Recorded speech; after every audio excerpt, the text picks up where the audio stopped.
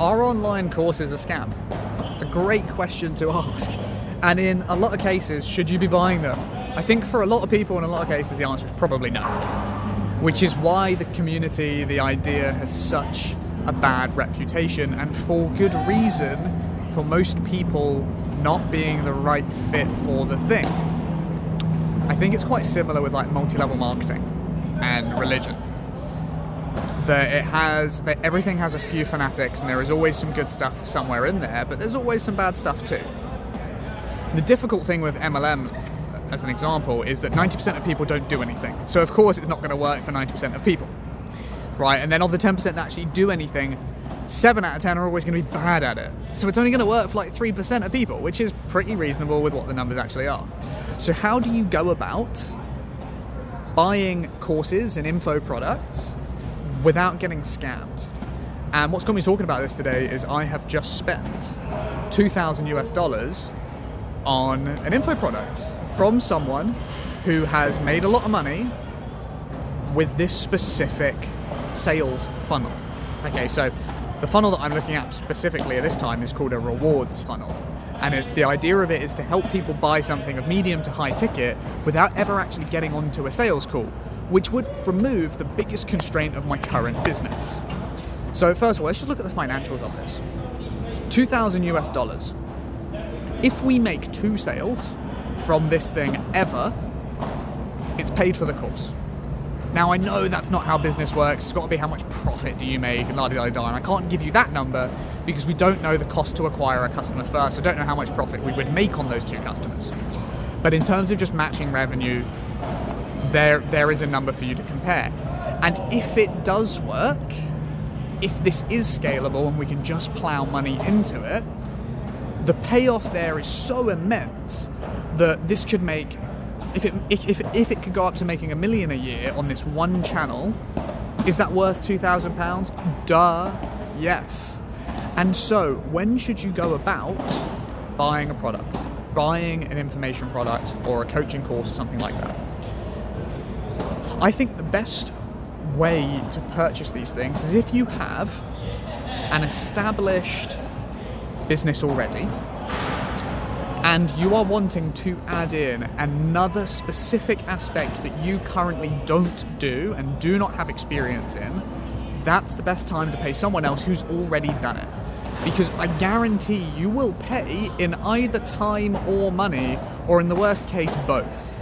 So, as an example, when we've run paid ads, I've done a couple of £100,000 now in paid ads.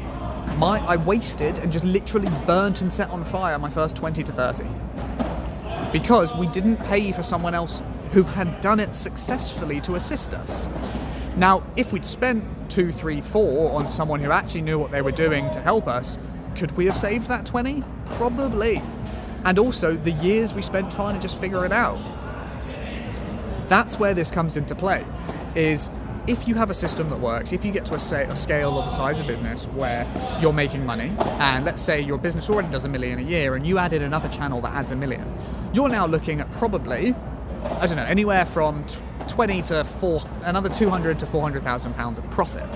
Would you pay 2, 5, 10, 20,000 pounds once to have that 2 to 400,000 pounds of profit every single year for the rest of your life? Any person that says no to that is an idiot. That's why people stay poor, is because, yes, courses are expensive, info products are expensive, and if they didn't work, people would not pay for them. They have to understand that. Now, do they work for everyone? Definitely not. And so that's why you should go in fully armed to ask, am I a likely successful candidate for the person for your product or service? How many people who are in my position right now have done this, implemented it, and it worked? If it is very likely, you'd be a fool to not make that trade, right? And I think an entrepreneur's journey is learning all of these different skills and putting them together. And the only way you can get there, if you want to make real life-changing money, which, to be honest, I actually don't. I want to make life-changing money for an individual. I don't want to make, life-changing money for a community. If you want to make that level of money, a community's level of money, we're talking hundreds of millions, billions, you will not get there off of one lifetime set of information. It's just not happening unless you get super lucky, and some people do, and that's fair. But for the majority of us, for you and me, the average person, it's not happening. And so you either need to pay other people to help you do it, or to pay for their information, or to get on board other people who will do it for you. And so, because you have one lifetime. You have one lifetime to use. And so money is just an exchange for goods and services. If you can use your money to get the information of someone else's lifetime to implement it and benefit from it, that's what money is for. That's my view on this, and I will let you know how this goes because we're about to start doing it soon. So yeah, those are my thoughts on this. I don't think info products as a thing are a scam. They've been around forever for a reason, because if you ever find a way that is lucrative to do something, someone else will pay you for that knowledge. There is the caveat of, if you're so good at doing the thing, why are you teaching other people to do it? Why aren't you just doing it? That is my biggest gripe with people who are teaching Forex, trading, like gold trading, stocks, and like, if you're so good at doing those things, why are you making a coaching course out of it? Great question.